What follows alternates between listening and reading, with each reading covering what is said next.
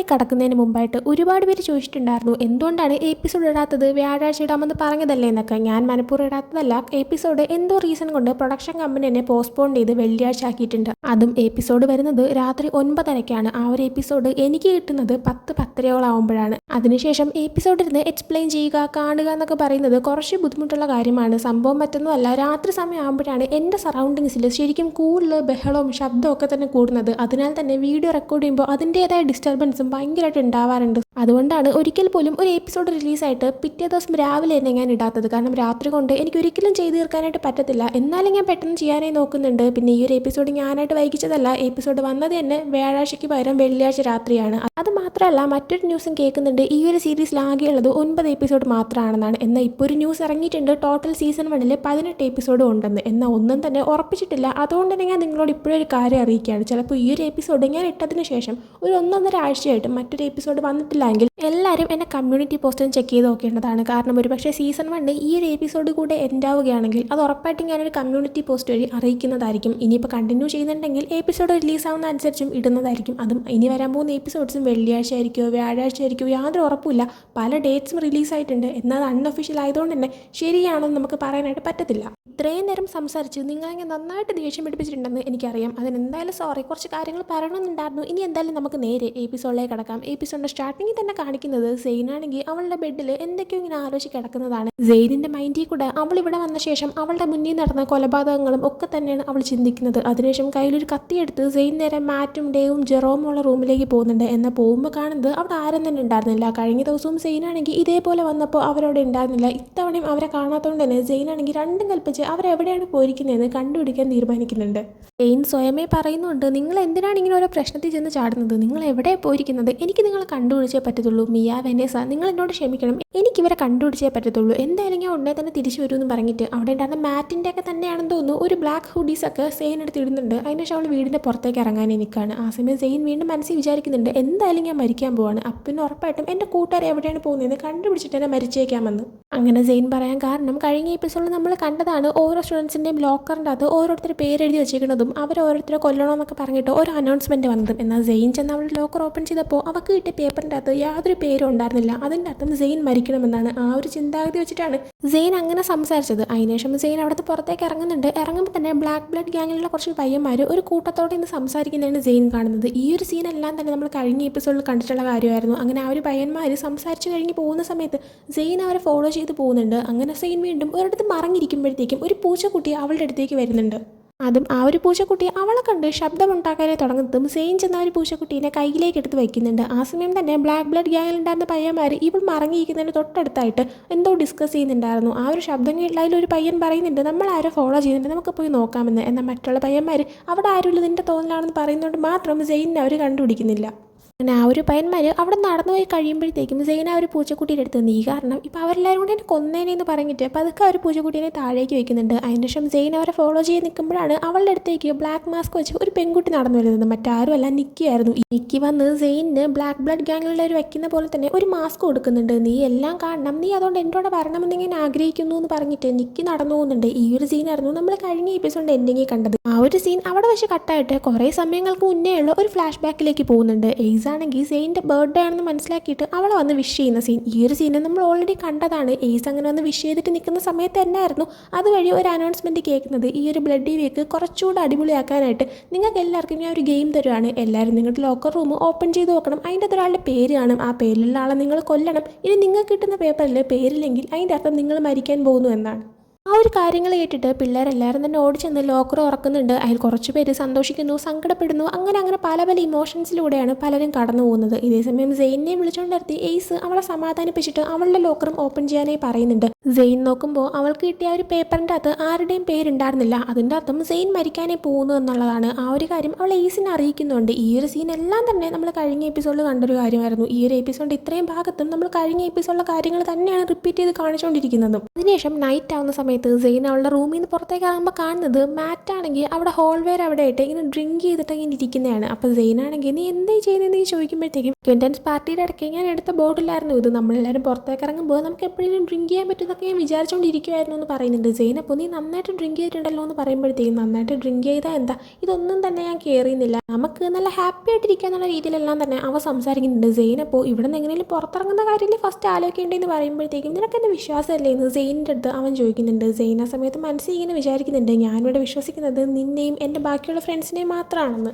എന്നിട്ട് സെയിൻ മാറ്റിനോട് ചോദിക്കുന്നുണ്ട്, ലോക്കർ റൂമിൽ നിനക്കൊരു പേപ്പർ കിട്ടിയോ, അതിൻ്റെ താരെ പേരാണ് ഉണ്ടായിരുന്നതെന്ന് ചോദിക്കുന്നുണ്ട്. ആ സമയം മാറ്റാണെങ്കിൽ അതൊക്കെ ഇവിടെ ഇപ്പോൾ നമ്മൾ മൈൻഡ് ചെയ്യേണ്ട കാര്യമുണ്ടോ, ഒരുപക്ഷെ എനിക്ക് നിൻ്റെ പേരായിരിക്കും കിട്ടിയിട്ടുണ്ടായിരിക്കുന്നത്, പക്ഷെ അതൊന്നും ഞാൻ മൈൻഡ് ചെയ്യുന്നേയില്ല, എനിക്കാണെങ്കിൽ എൻ്റെ ലൈഫിൽ ഒരൊറ്റ റാണി മാത്രമേ ഉള്ളൂ, നീ എൻ്റെ റാണിയാകാമോ എന്ന് അവൻ ഇങ്ങനെ ചോദിക്കുന്നുണ്ട്. സെയിൻ അപ്പോൾ അതിനൊരു മറുപടി കൊടുക്കുന്നില്ല. അവൾ അതിന് പകരം വാ അതിനെ റൂമിലേക്ക് കൊണ്ടുപോകാമെന്ന് പറഞ്ഞിട്ട് അവൻ എഴുന്നേക്കാനെ ഹെൽപ്പ് ചെയ്യാനായിട്ട് പോവാണ്. എന്നാൽ ആ സമയം പെട്ടെന്ന് മാറ്റിന് അവൻ്റെ വയറ്റിൻ്റെ സൈഡിലായിട്ട് വേദനിക്കുന്നുണ്ട്. സെയിൻ എന്ത് പറ്റിയെന്ന് ചോദിച്ചിട്ട് പതുക്കെ അവൻ്റെ ഒരു ബനിയൻ റിമൂവ് ചെയ്ത് നോക്കുമ്പോഴാണ് അവിടെ അത്രയും തന്നെ അടി കൊണ്ട് പാടുകൾ കാണുന്നത്. സെയിൻ അപ്പോൾ ഇതെന്താ പറ്റിയെന്നൊക്കെ ചോദിക്കുന്നുണ്ട്. മാറ്റ് ആ സമയം പറയുന്നുണ്ട് അതൊന്നുമില്ല, അത് ജസ്റ്റ് പ്രാക്ടീസ് ചെയ്യുന്ന സമയത്ത് ഉണ്ടായതാണ്, അല്ലാതെ വേറൊന്നും ഇല്ല എന്ന് പറയുന്നുണ്ട്. അങ്ങനെ സെയിൻ മാറ്റിനെ കൊണ്ട് ബെഡിലേക്ക് കിടത്തുന്നുണ്ട്. എന്നിട്ട് അവൻ്റെ അടുത്ത് ഇരുന്ന ശേഷം ഞാൻ നിനക്ക് ഒരു യുണീക്ക് ആയിട്ടുള്ളൊരു കഥ പറഞ്ഞുതരാം, എനിക്ക് എപ്പോഴും എൻ്റെ ചേച്ചി ആലിസൺ അത് പറഞ്ഞുതരുന്നുണ്ടായിരുന്നു എന്ന് പറയുന്നുണ്ട്. മാറ്റ് ആ സമയം യുണീക്ക് ആയിട്ടുള്ള കഥയോ, ശരി എന്താ പറഞ്ഞുതരാനായിട്ട് ആവശ്യപ്പെടുന്നുണ്ട്. അങ്ങനെ സെയിൻ പറയുന്നുണ്ട്, ഒരിടത്ത് ഒരു സുന്ദരമായിട്ടുള്ളൊരു പെൺകുട്ടി ഉണ്ടായിരുന്നു, അവളങ്ങനെ റിച്ചോ അങ്ങനെ ഒന്നുമല്ല, പക്ഷേ അവളാണെങ്കിൽ വേറെ കൈൻഡ് ഹാർട്ടഡ് ആയിട്ടുള്ളൊരു പെൺകുച്ചായിരുന്നു. അവൾക്ക് ഒരു സ്റ്റെപ്പ് മദറും 2 സ്റ്റെപ്പ് സിസ്റ്റേഴ്സും ഉണ്ടായിരുന്നു. എന്നാൽ അവളുടെ സ്വഭാവത്തിനേക്കാളും നേരെ ഓപ്പോസിറ്റ് ആയിരുന്നു. അവളെ എപ്പോഴും അവഗണിക്കും, അവളുടെ അടുത്ത് മോശമായിട്ട് മാത്രമേ പെരുമാറുള്ളൂ. അത് കാരണം അവളെപ്പോലും സ്വയം സ്നേഹിക്കാത്ത ഒരു അവസരം വരുന്നുണ്ട്. എന്നാൽ ആ സമയത്താണ് അവരുടെ നാട്ടിൽ ഒരു ബോൾ പാർട്ടി നടക്കുന്നത്, എല്ലാവർക്കും അവിടെ പോകാനായിട്ടൊരു അവസരം കിട്ടുന്നുണ്ട്, എന്നാൽ അവൾക്ക് മാത്രം പറ്റുന്നില്ല എന്ന് പറയുന്നുണ്ട്. ആ സമയം തന്നെ മാറ്റ് ചോദിക്കുന്നുണ്ട്, ഈ കഥ എനിക്കറിയാം, പക്ഷേ ഇതിലെ നായകൻ ആരാന്ന് ചോദിക്കുന്നുണ്ട്. ആ സമയം അവൾ നായകൻ്റെ പേര് മാറ്റ് എന്നാണെന്ന് പറയുന്നുണ്ട്. ആ സമയം അവനാണെങ്കിൽ ആ നല്ല പേരാണെന്ന് തന്നെ തിരിച്ചു പറയുന്നുണ്ട്. ഇനിയിപ്പോൾ പറഞ്ഞുകൊണ്ടിരുന്നത് നമുക്ക് എല്ലാവർക്കും തന്നെ അറിയാമെന്നുള്ള ഒരു സിൻഡ്രല്ലയുടെ സ്റ്റോറിയാണ്. അത് മനസ്സിലാക്കിയിട്ട് തന്നെയാണ് മാറ്റ് ഇപ്പോൾ ഇങ്ങനെ സംസാരിച്ചതും. സെയിൻ ഇപ്പോൾ പറയുന്നുണ്ട് ഇത് പക്ഷേ ഒറിജിനൽ അല്ല, സത്യം പറഞ്ഞാൽ റിമിക്സ് സ്റ്റോറിയാണെന്ന്. അങ്ങനെ മാറ്റ് റിമിക്സോ ശരിയെന്ന് കണ്ടിന്യൂ ചെയ്യാനായിട്ട് പറയുമ്പോൾ സെയിൻ പറയുന്നുണ്ട് ഒറിജിനൽ സ്റ്റോറിയിൽ രാജകുമാരൻ അവൾക്ക് ഗ്ലാസ് കൊണ്ടുള്ള ചെരുപ്പിട്ട് കൊടുക്കും, എന്ന ഇതിൽ സാധാ ചെരുപ്പാണ് അവൾ ഇടുന്നത്. അവൾ പെട്ടെന്ന് തന്നെ റെഡിയായി ഒരുങ്ങിയിട്ട് ഒരു സൈക്കിളിൽ ആ ഒരു ബോൾ പാർട്ടിയിലേക്ക് പോകുന്നുണ്ട്. അവിടെ എത്തിയ ശേഷം ആ ഒരു രാജകുമാരനുമായിട്ട് അവൾ മൊത്തത്തിൽ ഡാൻസ് ചെയ്ത് എൻജോയ് ചെയ്ത് നടക്കുന്നുണ്ട്. അവരവരുടെ സമയം നന്നായിട്ട് തന്നെ സ്പെൻഡ് ചെയ്യുന്നുണ്ടെന്ന് പറയുന്നുണ്ട്. അതേ സമയത്തെല്ലാം തന്നെ മാറ്റിൻ്റെ മനസ്സിൽ കൂടെ ഇവർ ആ ഒരു അക്കൗണ്ടൻസ് പാർട്ടിക്ക് പോയതും ഒരുമിച്ച് അവനും സെയിനും നിന്നതെല്ലാം തന്നെയാണ് ഓർമ്മ വരുന്നത്. ആ സമയം സെയിൻ കഥ കണ്ടിന്യൂ ചെയ്യുന്നുണ്ട്. സെയിൻ പറയുന്നുണ്ട് പക്ഷേ രാജകുമാരൻ്റെ അടുത്ത് നായിക ഒരു കാര്യം മാത്രം ആവശ്യപ്പെട്ടു, രാത്രി 12 മണിയാവുന്നതിന് മുന്നേ തന്നെ തിരിച്ചു വിടണമെന്ന്. എന്നാൽ അങ്ങനെയൊക്കെ പറഞ്ഞെങ്കിലും രണ്ടുപേരും തന്നെ ഭയങ്കരമായിട്ട് ഹാപ്പി ആയിട്ട് തന്നെ ഒരുപാട് നേരം ടൈം സ്പെൻഡ് ചെയ്തു എന്ന് പറയുന്നുണ്ട്. മാറ്റ് അപ്പോൾ എൻഡിങ്ങിൽ എന്തായി റിയൽ കഥയിലെ പോലെ തന്നെയാണെന്ന് നോക്കുമ്പോഴത്തേക്കും റിയൽ കഥയിൽ അവർ ഹാപ്പി ആയിട്ട് ഒരുമിച്ചുണ്ടായിരുന്നു, ലൈഫ് ലോങ് മൊത്തം സ്നേഹിച്ചു എന്ന് പറയുന്നുണ്ട്. ആ സമയം മാറ്റ് സെയിനുമായിട്ടുണ്ടായിരുന്ന ഒരു മൊമെൻറ്റ്സ് എല്ലാം തന്നെ ആലോചിച്ചിട്ട് പറയുന്നുണ്ട് കഥയിൽ അവരൊന്നിച്ചു, എന്നാൽ റിയൽ ലൈഫിൽ എത്ര കാലം ഒരുമിച്ചുണ്ടെന്ന് പറഞ്ഞാലും നായികയ്ക്ക് അവനോടൊരു സ്നേഹം തോന്നിയില്ല, പകരം പുതിയതായിട്ടൊരു പയ്യൻ വന്നപ്പോൾ അവനോടാണ് ഇഷ്ടം തോന്നിയെന്ന് പറയുന്നുണ്ട്. ഇവിടെ മാറ്റ് എയ്സിനെയാണ് റെഫർ ചെയ്യുന്നതെന്ന് തോന്നുന്നു. എന്തായാലും ആ ഒരു കാര്യം സെയിനിന് മനസ്സിലാക്കാനേ പറ്റുന്നുണ്ട്. അതുകൊണ്ട് തന്നെ അവൾ മറ്റൊന്നും പറയാതെ നീ ഉറങ്ങിക്കോ എന്ന് പറഞ്ഞിട്ട് അവൾ എഴുന്നേറ്റ് പോകാനേ തുടങ്ങാണ്. എന്നാൽ മാറ്റ് സെയിൻ പോകുന്നതിൽ നിന്ന് അവളെ തടങ്ങിയിട്ട് എനിക്ക് പ്രോമിസ് തരാനായിട്ട് പറയുന്നുണ്ട്. സെയിൻ അപ്പോൾ അവൻ്റെ അടുത്തേക്ക് വീണ്ടും ഇരുന്നിട്ട് എന്ത് പ്രോമിസ് എന്ന് ചോദിക്കുമ്പോഴത്തേക്കും അത് പിന്നെ നീ സ്നേഹിക്കുന്ന ഒരാളെ നീ ഒരു ദിവസം കണ്ടുപിടിച്ച് കഴിഞ്ഞാൽ മറ്റൊന്നിനെയും കുറിച്ച് തന്നെ ആലോചിക്കാതെ നീ അയാളെ സ്നേഹിക്കുമെന്ന്. ആ സമയം സെയിനാണെങ്കിൽ സോറി എനിക്കൊരു പ്രോമിസ് തരാനായിട്ട് പറ്റത്തില്ല, കാരണം എനിക്കത് പാലിക്കാൻ പറ്റുമെന്ന് എനിക്ക് ഉറപ്പില്ല എന്ന് പറയുന്നുണ്ട്. മാറ്റ് അപ്പോൾ കുഴപ്പമില്ല ഗുഡ് നൈറ്റ് എന്ന് പറയുന്നുണ്ട്. അതിനുശേഷം സെയിൻ അവിടെ നിന്ന് എഴുന്നേറ്റ് പോകുന്നുണ്ട്. അടുത്ത ദിവസം സെയിനാണെങ്കിൽ യൂണിവേഴ്സിറ്റിയിലേക്ക് വരുന്ന സമയത്ത് പെട്ടെന്ന് ജെറോം അടുത്തൂടെ വന്നിട്ട് അവളെ പേടിപ്പിക്കുന്നുണ്ട്. ആ സമയം സെയിനാണെങ്കിൽ ഇത് തമാശയല്ല എന്ന് പറയുമ്പോൾ ജെറോം ആണെങ്കിൽ ഞാൻ അങ്ങോട്ടേക്ക് പോകാൻ നിൽക്കുമായിരുന്നു, അപ്പോഴാണ് നിന്റെ കഥ, അതുകൊണ്ട് നിന്നെ ഒന്ന് പേടിപ്പിക്കാമെന്ന് ഞാൻ വിചാരിച്ചു എന്ന് പറയുന്നുണ്ട്. സെയിൻ അപ്പോൾ ബാക്കിയുള്ളവർ എവിടെയെന്ന് ഇങ്ങനെ ചോദിക്കുമ്പോഴത്തേക്കും ജെറോം താഴേക്ക് ചൂണ്ടിക്കാണിച്ചിട്ട് വെനേസ ലിയാമിനോട് സംസാരിച്ചുകൊണ്ടിരിക്കുന്ന കാണിച്ചു കൊടുക്കുന്നുണ്ട്. അപ്പോൾ ലിയാമാണെന്ന് പെട്ടെന്ന് സെയിനിന് മനസ്സിലാവാത്തതുകൊണ്ട് തന്നെ അത് ആരാണെന്ന് നമ്മൾ ചോദിക്കുന്നുണ്ട്. ആ സമയം ഒരു ജെറസോട് കൂടി തന്നെ ജെറോം ആണെങ്കിൽ ലിയാമാണെന്ന് പറയുന്നുണ്ട്. സെയിൻ അപ്പോൾ നിന്റെ തലയിൽ കൂടെ ഇപ്പോൾ എന്താ ഓടുന്നതെന്ന് എനിക്ക് നന്നായിട്ട് മനസ്സിലാക്കാൻ പറ്റുന്നുണ്ടെന്ന് പറയുന്നുണ്ട്. സെയിൻ ആ സമയം ഇന്നലെ നിനക്ക് നിൻ്റെ ലോക്കറിൽ ആരുടെ പേരാണ് കിട്ടിയെന്ന് ചോദിക്കുന്നുണ്ട്. ആ സമയം ജെറോം അനോണിമസ് ആണ്, അങ്ങനെ എല്ലാ കാര്യങ്ങളും ഇപ്പോൾ തുറന്ന് പറയാൻ പറ്റാത്തൊരു സിറ്റുവേഷൻ ആണല്ലോ എന്നൊക്കെ ഇങ്ങനെ പറയുന്നുണ്ട്. ആ സമയം സെയിൻ നിനക്ക് ഒരാളെ കൊല്ലാൻ പറ്റുമെന്ന് ഇങ്ങനെ ചോദിക്കുമ്പോഴത്തേക്കും ജെറോം അതിനൊരു മറുപടി കൊടുക്കുന്നില്ല. സെയിൻ അപ്പോൾ നിന്നെ കണ്ടിട്ട് നിന്നെ കൊണ്ട് ഒരാളെ കൊല്ലാൻ പറ്റുമെന്ന് എനിക്ക് തോന്നില്ല എന്നിങ്ങനെ പറയുമ്പോഴത്തേക്കും എനിക്ക് സർവൈവ് ചെയ്യണമെങ്കിൽ ഞാൻ അങ്ങനെ ചെയ്തല്ലേ പറ്റുള്ളൂ എന്ന് ജെറോം തിരിച്ചു പറയുന്നുണ്ട്. അതിനുശേഷം സെയിനോട്ട് നിനക്ക് ആരെ പേരാണ് കിട്ടിയെന്ന് ചോദിക്കുന്നുണ്ട്. എന്നാൽ അവൾക്ക് പേരൊന്നുമില്ല, അവൾ മരിക്കാൻ പോകുന്നതുകൊണ്ട് തന്നെ അവൾ അവനൊന്നും നോക്കുന്നതല്ലാതെ ഒരു മറുപടി കൊടുക്കുന്നില്ല. എന്തോ പ്രശ്നമാണെന്ന് മനസ്സിലായിട്ട്. അപ്പോൾ എന്തോ പ്രശ്നമുണ്ടെന്ന് തോന്നുന്നുണ്ടല്ലോ, നീ മാറ്റിനോട് സംസാരിച്ചോ എന്നിങ്ങനെ ചോദിച്ചപ്പോൾ സംസാരിക്കാൻ തന്നെ നിന്നതാ. പക്ഷേ എങ്ങനെ നടക്കാനാ, അവ ഇതിലിരുന്ന് മൊത്തം ഡ്രിങ്ക് ചെയ്തിട്ട് കിളിവോ ഇരിക്കുമായിരുന്നു എന്ന് പറയുന്നുണ്ട്. ആ സമയമാണ് പെട്ടെന്ന് മിയ ആണെങ്കിൽ അവർ ഓപ്പോസിറ്റ് നിൽക്കുന്ന അവർ കാണുന്നത്. അവളുടെ അടുത്തേക്ക് അവർ പോകാനും തുടങ്ങുമായിരുന്നു. എന്നാൽ ആ സമയം പെട്ടെന്നൊരു പെങ്കൊച്ച് മിയേനെ കൊല്ലാനേ വരുന്നുണ്ട്. കാരണം ആ ഒരു പെങ്കൊച്ചിന് അവളുടെ ലോക്കറിൽ കിട്ടിയത് മിയയുടെ പേരായിരുന്നു.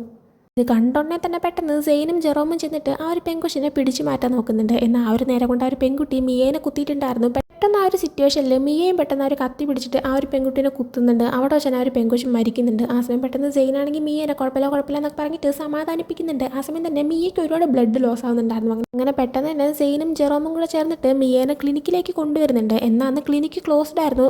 ഓപ്പൺ ചെയ്യാനായിട്ട് പറയുമ്പോൾ നേഴ്സ് വന്നിട്ട് ഇന്ന് ക്ലോസ്ഡ് ആണ്, ഓപ്പൺ ചെയ്യാൻ പറ്റത്തില്ല എന്ന് പറയുന്നുണ്ട്. ആ സമയം ഒന്ന് ഓപ്പൺ ചെയ്യുക, എൻ്റെ ഫ്രണ്ടിവിടെ മരിച്ചുകൊണ്ടിരിക്കുകയാണെന്ന് പറയുമ്പോൾ എന്നെക്കൊണ്ട് പറ്റത്തില്ല, മാഡം വയലറ്റാണ് ഈ സ്ട്രിക്റ്റ് ഓർഡർ തന്നത്, അതുകൊണ്ട് തന്നെ എനിക്ക് അത് മറികടന്നിട്ട് അത് ഓപ്പൺ ചെയ്യാൻ പറ്റത്തില്ല എന്ന് തന്നെ നേഴ്സ് പറയുന്നുണ്ട്. സെയിനപ്പോൾ നിങ്ങളൊക്കെ എന്ത് മോൺസ്റ്റേഴ്സാണ്, ശരിയാക്കി തരാമെന്ന് പറഞ്ഞിട്ട് ജെറോമിനോട് താൻ ഇപ്പം തന്നെ വരാമെന്ന് പറഞ്ഞ് സെയിൻ നേരെ ആ ഒരു സ്റ്റുഡൻറ്റ് കൗൺസിലേക്ക് പോകുന്നുണ്ട്.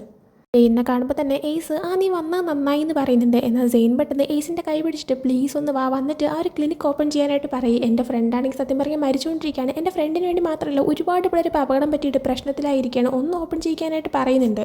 എന്നാൽ എയ്സ് അവളോട് എനിക്ക് ആ കാര്യത്തിൽ ഇനി ഒന്നും തന്നെ ചെയ്യാനായിട്ട് പറ്റത്തില്ല എന്ന് പറയുമ്പോൾ സെയിനാണെങ്കിൽ പ്ലീസ് എന്ന് വീണ്ടും പറയുന്നുണ്ട്. എന്നാൽ എയ്സ് ആണെങ്കിൽ പറ്റത്തില്ല, എനിക്ക് ആ റൂൾസ് മറികടന്നൊന്നും ചെയ്യാനായിട്ട് പറ്റത്തില്ല എന്ന് പറയുമ്പോൾ സെയിൻ ദേഷ്യത്തിൽ എയ്സ് തന്നെ അവൾക്ക് ഗിഫ്റ്റ് കൊടുത്ത ആ ഒരു കത്തി അതെടുത്ത് നേരെ അവന് നേർക്ക് ചൂണ്ടുന്നുണ്ട്. മര്യാദയ്ക്ക് ഞാൻ പറയുന്നത് ചെയ്തു, എങ്ങനെയെങ്കിലും വന്നിട്ട് ആ ഒരു ക്ലിനിക്ക് ഓപ്പൺ ചെയ്യിപ്പിക്കാനായിട്ട് പറയുമ്പോൾ എയ്സ് പറയുന്നുണ്ട് എനിക്കിവിടെ റൂൾസ് എടുക്കാനും മാറ്റാനുള്ള അധികാരം ഉണ്ടെങ്കിലും ഈ ഒരു കാര്യം മറികടന്ന് പോകാനുള്ള അധികാരം എനിക്കില്ല, കാരണം മാഡം വയലറ്റ് സ്ട്രിക്റ്റ് ആയിട്ട് എടുത്തൊരു ഡിസിഷൻ ആണെന്ന് തന്നെ പറയുന്നുണ്ട്. അതേസമയം സെയിൻ്റെ കയ്യിരിക്കുന്ന ഒരു കത്തി കണ്ടിട്ട് മിസ് കാത്ത് അല്ലെ ഈ കത്തി ഇന്ന ആളുടെ അല്ലേ എന്നുള്ള രീതിയിൽ ആരുടെയോ പേര് പറയാനായിട്ട് വരുന്നുണ്ട്. എന്നാൽ അത് പറയുന്നതിന് മുന്നേ തന്നെ പെട്ടെന്ന് അതിൻ്റെ ഇടയിൽ കയറി എയ്സ് സംസാരിച്ച് മനഃപൂർവ്വം ആ ഒരു സംസാരം തടഞ്ഞു നിർത്തുന്നുണ്ട്. എന്തുകൊണ്ടാണെന്ന് അറിയത്തില്ല, അത് ആരെ കത്തിയാണെന്നും അറിയത്തില്ല. ഇതേസമയം സെയിൻ വീണ്ടും ദേഷ്യത്തിൽ തന്നെ എയ്സിനോട് എൻ്റെ കൂടെ മര്യാദയ്ക്ക് വന്നോളാനായിട്ട് പറയുമ്പോൾ എയ്സ് ആണെങ്കിൽ ശരി, ഞാൻ നിനക്ക് വേണ്ടിയിട്ട് ചെറിയൊരു കാര്യം മാറ്റിത്തരാം, നിൻ്റെ ഫ്രണ്ടിന് വേണ്ടിയിട്ട് ആ ഒരു ക്ലിനിക്ക് ഓപ്പൺ ചെയ്തു തരാം, പക്ഷേ അതിന് പകരമായിട്ട് നീ ഒരു വലിയ കോൺസിക്വൻസ് എന്നെ സഹിക്കേണ്ടി വരും, നിനക്ക് വലിയൊരു പണിഷ്മെൻറ്റ് കിട്ടുമെന്ന് പറയുമ്പോൾ എന്താണെങ്കിലും ഞാൻ ചെയ്യാൻ തയ്യാറാണെന്ന് പറയുന്നുണ്ട്. ആ സമയം തന്നെ കിട്ടാൻ പോകുന്ന പണിഷ്മെൻറ്റ് ഒന്നൊന്നരാണെന്ന് അറിയാന്നുള്ളതുകൊണ്ട് തന്നെ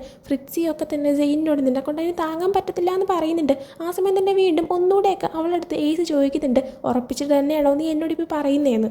സെയിൻ അപ്പോൾ അതെ, കാരണം എനിക്കറിയാം ഞാനാണ് ഈ അവസ്ഥയിൽ വന്നിരിക്കുന്നതെങ്കിലും എനിക്ക് വേണ്ടിയിട്ട് തിരിച്ച് മിയയും ഇങ്ങനെ തന്നെ ചെയ്യുന്നു, അതുകൊണ്ട് എനിക്ക് അവളെ രക്ഷിച്ചേ പറ്റുള്ളൂ എന്ന് പറയുന്നുണ്ട്. അങ്ങനെ എയ്സ് ഓക്കെ ഞാൻ നിന്നെ ഹെൽപ്പ് ചെയ്യാം, പക്ഷേ അതിന് വലിയൊരു പണിഷ്മെൻറ്റ് തന്നെ നീ സഹിക്കേണ്ടി വരും, എന്തായാലും ഇപ്പോൾ ഈ ഒരു കത്തി നീ സൂക്ഷിച്ചു വെച്ചോ, കാരണം നിനക്ക് തന്നെ അത് വേണ്ടി വരും എന്ന് പറഞ്ഞിട്ട് എയ്സ് സെയിൻ്റെ കൂടെ പെട്ടെന്ന് ഒരു ക്ലിനിക്കിലേക്ക് പോകുന്നുണ്ട്. എന്നിട്ട് അവിടേക്ക് നേഴ്സിൻ്റെ അടുത്ത് ഷൗട്ട് ചെയ്തുകൊണ്ട് തന്നെ ക്ലിനിക്ക് ഓപ്പൺ ചെയ്യാനായിട്ട് ആവശ്യപ്പെടുന്നുണ്ട്. ക്ലിനിക്കിൻ്റെ ഡോറ് അവർ ഓപ്പൺ ചെയ്യുന്നുണ്ട്. എന്നാൽ മാഡം വയലറ്റ് പറഞ്ഞിട്ടാണെന്നൊക്കെ അവർ പറയുമ്പോഴത്തേക്കും ഞാൻ പറയുന്നത് മനസ്സിലാവുന്നില്ല, മര്യാദയ്ക്ക് മിയേനെ ട്രീറ്റ് ചെയ്യും, പിന്നെ വേറെ ആരും കേട്ടിട്ടുണ്ട്, ആ മിയേനെ മാത്രം ട്രീറ്റ് ചെയ്താൽ മതി എന്ന് വീണ്ടും അവൻ ദേഷ്യത്തിൽ തന്നെ പറയുന്നുണ്ട്. അങ്ങനെ മിയേനെ അകത്തേക്ക് കൊണ്ടുപോകാൻ സമ്മതിക്കുന്നുണ്ട്. ഫ്രണ്ട്സ് എല്ലാവരും തന്നെ അടുത്തിരിക്കുന്നുണ്ട്. ഡേവും ഒക്കെ അങ്ങോട്ടേക്ക് വന്നിട്ടുണ്ടായിരുന്നു. മിയയ്ക്കാണെങ്കിൽ ആ ഒരു ബ്ലഡ് ഒക്കെ വരുന്നത് തടയാനായിട്ടുള്ള കാര്യങ്ങളെല്ലാം തന്നെ അവർ ചെയ്യുന്നുണ്ട്. സമയം തന്നെ യൂണിവേഴ്സിറ്റിയുടെ പുറത്ത് നോക്കുകയാണെങ്കിൽ ഒന്നാമത്തെ ബ്ലഡി വീക്ക്, അതിൻ്റെ ഇടയിൽ ഓരോരുത്തരുടെ ലോക്കറിൽ ഓരോരുത്തരെ കൊല്ലാൻ കണക്കിന് പേരും കൂടെ വെച്ചതുകൊണ്ട് തന്നെ ഒരാൾ പോലും ക്ലാസ്സിൽ കയറാതെ പരസ്പരം അങ്ങോട്ടും ഇങ്ങോട്ടും അറ്റാക്ക് ചെയ്യുകയും കൊല്ലുകയൊക്കെ തന്നെ ചെയ്തുകൊണ്ടിരിക്കുകയാണ്. അതിനുശേഷം സെയിനെ കാണിക്കുകയാണെങ്കിൽ എയ്സ് നിൽക്കുന്ന ഒരു സ്ഥലത്തേക്ക് സെയിൻ വരുന്നുണ്ട്. ആ സമയം എയ്സ് അവളുടെ അടുത്തേക്ക് നടന്നു വന്നിട്ട് നീ എന്തിനാണ് ഇങ്ങനെയൊക്കെ ചെയ്യുന്നത്, ചുമ്മാ എന്തിനാ ഓരോ പ്രശ്നങ്ങൾ ഉണ്ടാക്കുന്നതെന്നൊക്കെ ചോദിക്കുമ്പോൾ പണിഷ്മെൻറ്റ് എന്താണെന്ന് വെച്ചാൽ അങ്ങോട്ടേക്ക് പറയാനായിട്ട് സെയിൻ ആവശ്യപ്പെടുന്നുണ്ട്. ആ സമയം എയ്സ് ആണെങ്കിൽ നീ ഒരാൾ മാത്രമാണ് എന്നെക്കൊണ്ട് ഇങ്ങനെയൊക്കെ ചെയ്യിപ്പിക്കുന്നത്, വേറെ ആരും എന്നെക്കൊണ്ട് ഇങ്ങനെ ചെയ്യിപ്പിച്ചിട്ടില്ല, അതുകൊണ്ട് തന്നെ അതിൻ്റേതായ കോൺസിക്വൻസ് നീ സഹിക്കേണ്ടി വരുമെന്ന് പറയുമ്പോൾ എന്ത് പണിഷ്മെൻറ്റ് എനിക്ക് തരാനായിട്ട് പോകുന്നത്, 2 മാസം കഫറ്റേരിയ മൊത്തം ക്ലീൻ ചെയ്യാനാണോ, അത് ഒരാഴ്ച മൊത്തം ഈ മൊത്തം യൂണിവേഴ്സിറ്റിയും ക്ലീൻ ചെയ്യാനാണോ എന്നിങ്ങനെ ചോദിക്കുന്നുണ്ട്. ആ സമയം അതൊന്നുമല്ല മരണമാണെന്ന് അവൻ പറയുന്നുണ്ട്. ആ സമയം അവളിങ്ങനെ ചിരിക്കുന്ന സമയത്ത് അവനാണെങ്കിൽ മിയയുടെ ജീവൻ അത്രയ്ക്ക് വെർത്തായിരുന്നു എന്ന് ചോദിക്കുമ്പോഴത്തേക്കും ഉറപ്പായിട്ടും അവളുടെ ജീവൻ അത്രയും വെർത്താണെങ്കിൽ മരിക്കാൻ തയ്യാറാണെന്ന് തന്നെ പറയുന്നുണ്ട്. അവനപ്പോൾ അങ്ങനെയാണെങ്കിൽ ഓക്കെ, ഈ ഒരു യൂണിവേഴ്സിറ്റിയിൽ അതിൻ്റേതായ കുറേ റൂൾസ് ഉണ്ട്, നീ അതൊക്കെ പാലിക്കേണ്ടതായിരുന്നു, നീ സുപ്രീമോനെ എതിർത്താണ് സംസാരിച്ചത്, അതുകൊണ്ട് തന്നെ ഇങ്ങനൊരു ശിക്ഷ നിനക്ക് ഉറപ്പായിട്ടും കിട്ടും, ഐ എം സോറി സെയിൻ, എനിക്ക് വേറൊന്നും ചെയ്യാൻ പറ്റില്ല എന്ന് അവൻ പറയുന്നുണ്ട്. അതിൻ്റെ കൂടെ തന്നെ എയ്സ് പറയുന്നുണ്ട് ഞാൻ നിനക്ക് ശനിയാഴ്ച വരെ ടൈം തരാം, അതുവരെ നീ ഫ്രീ ആയിട്ട് തന്നെ നടന്നു, നിനക്ക് ഇഷ്ടമുള്ളതൊക്കെ നീ ചെയ്തോ, അതിനുശേഷം പിന്നീട് ശനിയാഴ്ച നൈറ്റ് നീ ഇവിടെ തന്നെ തിരിച്ചു വരണം, അതോടെ നീ മരിക്കുമെന്ന് പറയുന്നുണ്ട്. സെയിനപ്പോൾ ഞാൻ അതിന് തയ്യാറാണ്, പക്ഷേ ആരും ഈ ഒരു കാര്യം അറിയരുത്, പ്രത്യേകിച്ച് എൻ്റെ ഫ്രണ്ട്സ് ആരും അറിയാതെയാണ് എനിക്ക് മരിക്കാൻ താല്പര്യമെന്ന് പറയുമ്പോൾ ഓക്കെ എങ്കിൽ നമുക്കിടയിൽ ഒരു ഡീലുണ്ട്, നമുക്ക് സാറ്റർഡേ നൈറ്റ് കാണാമെന്ന് പറഞ്ഞ് എയ്സ് അവിടെ നിന്ന് പോകുന്നുണ്ട്.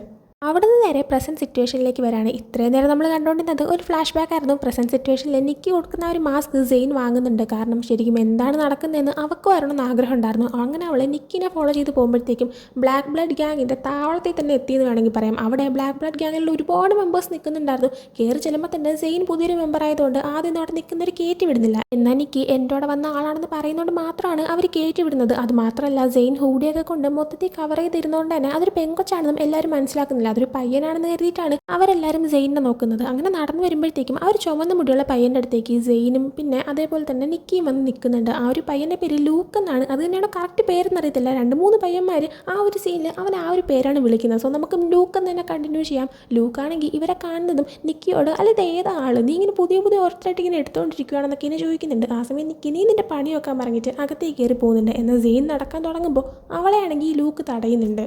ലൂക്കും അതൊരു പയ്യനാണെന്നാണ് ആദ്യം വിചാരിക്കുന്നത്. അതുകൊണ്ട് തന്നെ സെയിനെ ഒന്ന് സ്മെല്ല് ചെയ്തിട്ട് നീ ഒരു പയ്യനാണല്ലോ, പിന്നെ എന്താ നിൻ്റെ ബോഡിയിൽ ലേഡീസിൻ്റെ പെർഫ്യൂം ഉള്ളത്, അല്ലെങ്കിൽ നീ വല്ല പെങ്കൊച്ചായിട്ട് ഇപ്പോൾ ഇൻറ്റിമേറ്റ് ആയിട്ടാണ് ഇങ്ങോട്ടേക്ക് വന്നതെന്നൊക്കെ ചോദിക്കുന്നുണ്ട്. പെട്ടെന്ന് തന്നെ അങ്ങോട്ടേക്ക് മറ്റൊരു പയ്യൻ വന്ന് ലൂക്കിനെ വിളിക്കുന്നതുകൊണ്ട് മാത്രം അവനാണെങ്കിൽ സെയിൻ്റെ അടുത്ത് മാറുന്നുണ്ട്. ആ സമയം തന്നെ അങ്ങോട്ടേക്ക് സ്റ്റേജിലേക്ക് നിക്കി കയറുന്നുണ്ട്. അവളുടെ അടുത്തേക്ക് മാസ്ക് വെച്ചിട്ട് ആ ഒരു ബ്ലാക്ക് ബ്ലഡ് ഗ്യാങ്ങിൻ്റെ ലീഡറായിട്ടുള്ള നാസർ ലൂമിയ വരുന്നുണ്ട്. മറ്റൊരു എപ്പിസോഡിൽ സെയിൻ്റെ മുന്നിൽ മ്യൂസിക് ക്ലാസ്സിൽ വെച്ചിട്ട് നാസർ ലൂമിയ എന്ന് പറഞ്ഞിട്ട് ഒരു പയ്യൻ വന്നിട്ടുണ്ടായിരുന്നു. എന്നാൽ ആ ഒരു പയ്യനെ മറ്റ് 2-3 പേന്മാരെടുത്തിട്ട് അടിച്ചപ്പോൾ നമുക്കൊരു ഡൗട്ട് വന്നിട്ടുണ്ടായിരുന്നു, അത് നാസർ ലൂമിയ തന്നെയാണോ? കാരണം നാസർ ലൂമിയനെ അങ്ങനെ ആരെങ്കിലും വന്ന് അടിക്കുമോ എന്നൊക്കെ. എന്നാൽ ശരിക്കും അത് തന്നെയായിരുന്നു നാസർ ലൂമിയ. അത് മാത്രമല്ല ഇപ്പം നിക്കി ലാസർ ലൂമിയയും കൂടെ ആയിട്ട് മാസ്ക് ഒക്കെ റിമൂവ് ചെയ്തിട്ട് ഇങ്ങനെ കിസ് ചെയ്യുകയൊക്കെ ചെയ്യുന്നുണ്ട് എല്ലാവരെയും മുന്നേ വെച്ചിട്ട്. നിക്കിയാണെങ്കിൽ ലാസർ ലൂമിയയുടെ ഗേൾ ഫ്രണ്ട് ആണെന്നാണ് തോന്നുന്നത്. അതുകൊണ്ട് തന്നെ ആയിരിക്കും അവൾക്ക് ആ ഒരു ഹെലിയോണിസ്റ്റിൽ വലിയൊരു പൊസിഷൻ ഉള്ളത്.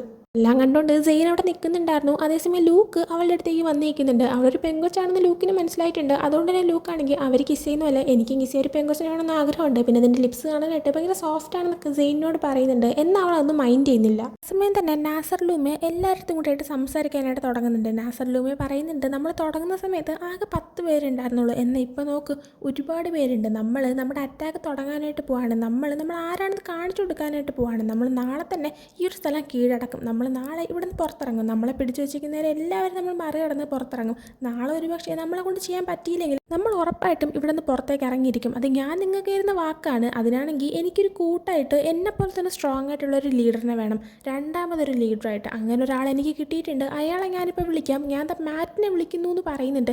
ആ സമയം തന്നെ കറക്റ്റ് മാറ്റ് സ്റ്റേജിലേക്ക് വരുന്നുണ്ട്. മാറ്റിനെ കാണുന്നതും സെയിൻ അങ്ങ് ഞെട്ടിപ്പോകുന്നുണ്ട്. കാരണം അവൻ ബ്ലാക്ക് ബ്ലഡ് ഗ്യാങ്ങിൽ ജോയിൻ ചെയ്തത് സെയിൻ അറിഞ്ഞിട്ടേ ഇല്ല. മാറ്റ് അങ്ങനെ വരുമ്പോൾ തന്നെ അവനെ സെക്കൻഡ് ലീഡറായിട്ട് തിരഞ്ഞെടുത്തതുകൊണ്ട് തന്നെ അതിൻ്റെ ആ ഒരു സിമ്പിളായിട്ട് കാണിക്കാനായിരിക്കണം ഒരു എംബ്ലം പോലത്തെ സംഭവം ഇങ്ങനെ ചൂടാക്കി എടുത്തിട്ട് മാറ്റിൻ്റെ കയ്യിലേക്ക് ഇങ്ങനെ വയ്ക്കുന്നുണ്ട്. ആ ഒരു വേദന കാരണം മാറ്റാണെങ്കിൽ അലറി വിളിക്കുന്നുണ്ട്. അത് കണ്ട് സഹിക്കാൻ പറ്റാതെ സെയിനും സങ്കടം വരുന്നുണ്ട്. എന്നാൽ അവൾ പരമാവധി റിയാക്ട് ചെയ്യാതിരിക്കാൻ ശ്രമിക്കുന്നുണ്ട്. മാറ്റിൻ്റെ കയ്യിലേക്ക് അതങ്ങനെ വച്ച് കഴിയുന്ന സമയത്ത് തന്നെ എല്ലാവരും ക്ലാപ്പ് ചെയ്യുകയൊക്കെ ചെയ്യുന്നുണ്ട്. എന്നാൽ അതിന് കണ്ടുകൊണ്ടിരിക്കാൻ പറ്റാത്തൊരു സിറ്റുവേഷൻ വരുന്നതുകൊണ്ട് തന്നെ സെയിൻ അവിടെ നിന്ന് ഇറങ്ങി പോകുന്നുണ്ട്. അവളങ്ങനെ ആ ഒരു ബിൽഡിങ്ങിൽ നിന്ന് പുറത്തേക്ക് ഇറങ്ങിയിട്ട് ഇപ്പോൾ അവൾ കണ്ട ആ ഒരു കാര്യത്തിൻ്റെ ഫ്രസ്ട്രേഷനിൽ അവളങ്ങ് അലറി വിളിക്കുന്നുണ്ട്. അതേസമയം യൂണിഫോം ഇട്ട് അവളുടെ പുറകിൽ മറ്റൊരു പയ്യൻ മാസ്ക് വെച്ച് നിൽക്കുന്നുണ്ടായിരുന്നു. അവളുടെ അലറി വിളി കേട്ടിട്ട് അവനാണെങ്കിൽ നീ ഭയങ്കര ശബ്ദമാണല്ലോ ഉണ്ടാക്കുന്നതെന്ന് പറയുന്നുണ്ട്. അവളാണെങ്കിൽ ഒന്ന് മിണ്ടാതിരിക്കാനായിട്ട് തിരിഞ്ഞു നോക്കി പറയുന്നുണ്ട്. എന്നാൽ അപ്പോഴാണ് അവിടെ നിൽക്കുന്ന ആരാണെന്ന് നമുക്ക് മനസ്സിലാവുന്നത്. വേറെ ആരുമല്ല, ഡെവിൾ ഗോഡ് വാരിയറുടെ ലീഡറായിട്ടുള്ള റേ സിൽവേനയായിരുന്നു. ആരുടെ മുന്നിൽ പെട്ടെന്ന് അങ്ങനെ വരാത്ത റേ സിൽവേന ഇപ്പോൾ തൻ്റെ മുന്നിൽ വന്ന് നിൽക്കുന്ന കാണുമ്പോഴത്തേക്കും സെയിൻ ഷോക്ക് ആവുന്നുണ്ട്. അതും കാണിച്ചുകൊണ്ടാണ് ഈ ഒരു എപ്പിസോഡ് ഇവിടെ എൻഡ് ആവുന്നത്. സോ ഈ ഒരു എപ്പിസോഡ് നിങ്ങൾക്ക് ഇഷ്ടപ്പെട്ടിട്ടുണ്ടെങ്കിൽ ലൈക്ക് ചെയ്യുക, ഷെയർ, സബ്സ്ക്രൈബ് ചെയ്യുക. പുതിയ വീഡിയോയുമായി വരുന്നത് വരെ ബൈ.